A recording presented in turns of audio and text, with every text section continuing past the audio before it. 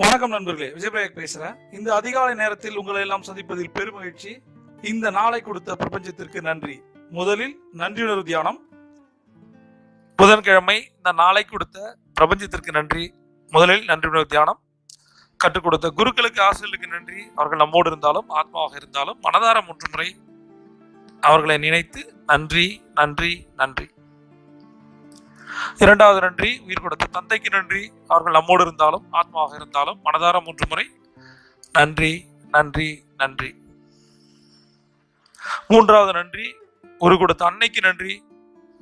அவர்கள் நம்மோடு இருந்தாலும் ஆத்மாவாக இருந்தாலும் மனதார 3 முறை நன்றி நன்றி நன்றி.